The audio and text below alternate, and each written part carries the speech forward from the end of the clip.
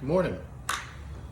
Well, today I'm going to be building a kitchen island for a customer of mine, and but first I wanted to run through the little demonstration of using the Craig jig and how to make pocket holes and using a 3/8 inch dowel to fill in that hole and make it not as noticeable. So normal applications, we would use a Craig jig hole and an inconspicuous side of the build to where you can't see them, underneath the countertop, behind the cabinet, on the back side of the door, and such. So before I get started, I need to rip down some of this spare pine that I have into some, 2-inch strips, and I'll just make a normal face frame for a cabinet door. So let's get started. So I'm going to start by setting my fence on my table saw to 2 inches and make a few rips.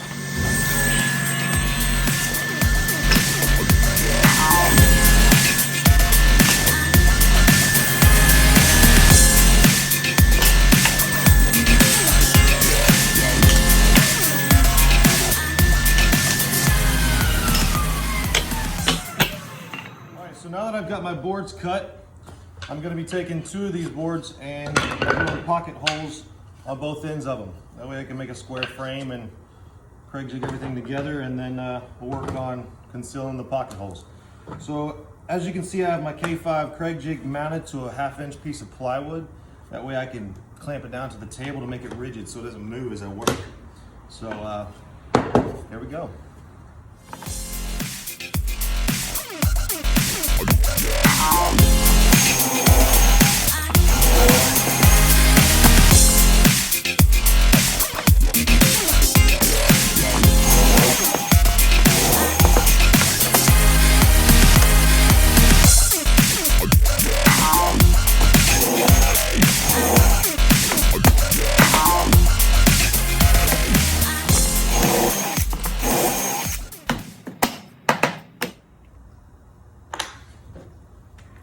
All right, so now that I got my 4 boards ready to rock and roll, basically, I'm just gonna make a square frame out of them. I'm gonna use in the 1.25 inch pocket holes, screws, and that's it.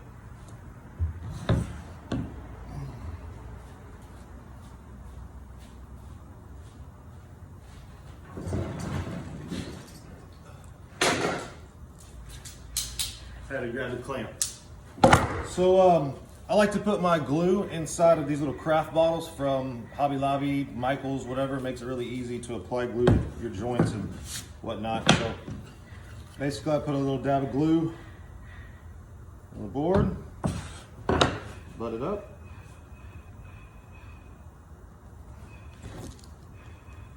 I use the big side of the clamp on the face frame, on the face side of the cabinet door you're making. That way you have more surface area to clamp it down. And I want that side of the joint to be flush if there's any imperfections in the wood.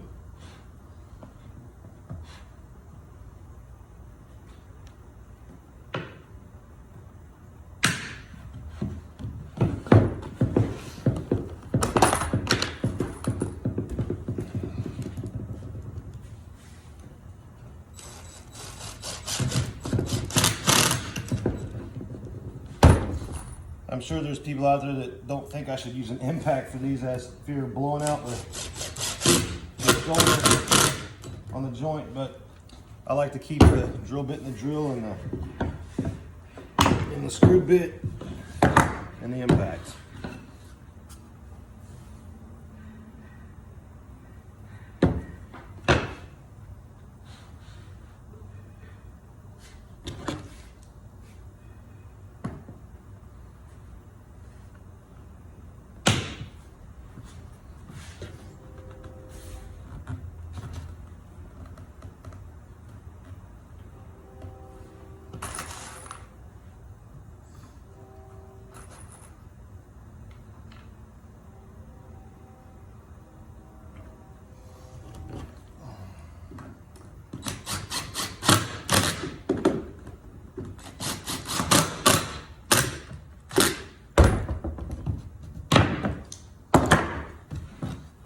halfway there.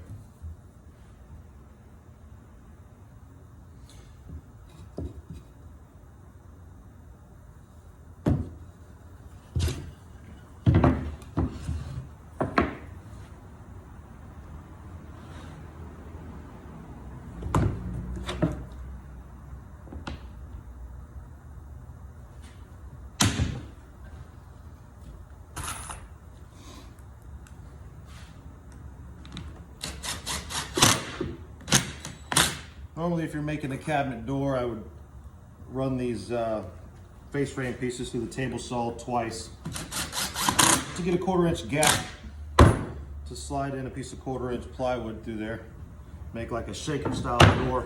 But for the intent of this video, piece of frame will do.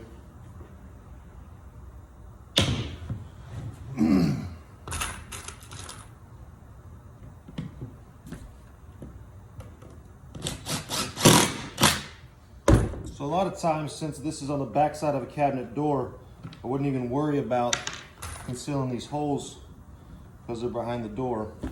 But there's certain applications, such as like a baby gate, where you're taking a single board thickness frame, where you want to conceal them, sand them down, and make them kind of invisible. So there's a frame made. You can see the 8 pocket holes in the back side. This is the front side where you can't really see anything. So another little trick, when I sand all this stuff down, I'll show you in a minute using the glue. A lot of people, I just learned that recently about how to try to hide the joint if there's any gaps. The Craig jig screws do a real good job of flushing up everything, but if you're using a corrugator or something like that, you might need to close up that little bit of a gap in between the joint. So, all right, well, here's the 3/8 dowel trick. All right, so what I do is drop a little drop of glue inside the hole, and I don't know if you can see this, but you just run the dowel in a little bit. It gets tight. Take a hammer. Usually a mallet's preferable, not a metal hammer. Tap it in until it's flush. Now, some people may not have this tool, but you could use a Japanese saw. It's like a flush cut saw where you come in sideways and trim this piece off, but I have a nice tool for it.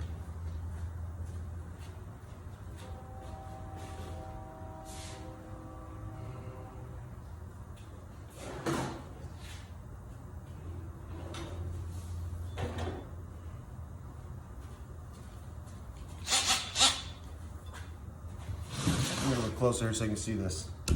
So this is, I guess, an oscillating tool that people use all the time nowadays.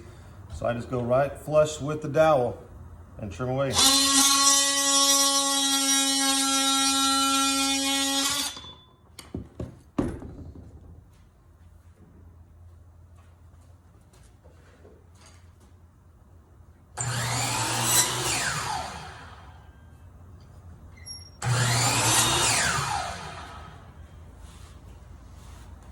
So I think you can buy these pre-made dowel pieces like this from Craig Jig. I'm not sure, but so after I put one in that's cut flush and then I trim it off, I just chop the other side off and do the same thing. Put the cut side in, slide it in as much as you can by hand, then tap it with a hammer. It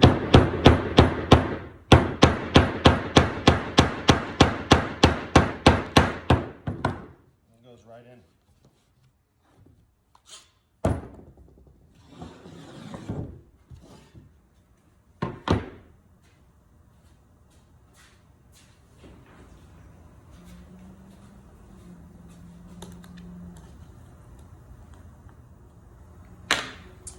So now that I've got my 2 dowels in there, it's a little rough. I don't know if you can see it due to the light coming in the shop here. A little rough looking. So the way to get that to disappear, a little bit of glue around the sides of your dowel and hit it with some 150 grit sandpaper.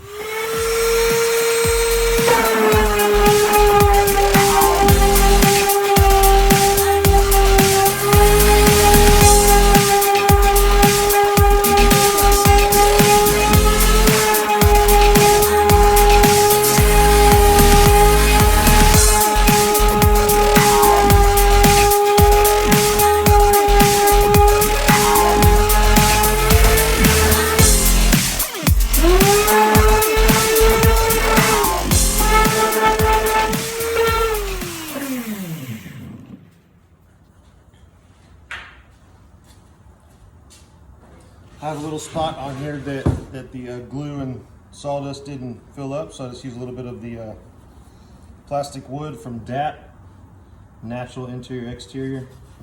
Rub it in there, use my hand, and that's it. So for the purpose of the video, I used a poplar 3/8 inch dowel. Preferably you want to use something that's in the same wood category that you're using. So if you're using a pine door or building a frame out of pine, you want to use a pine dowel. That way all the stain takes exactly the same, but you kind of get the gist of it. That's how it's done.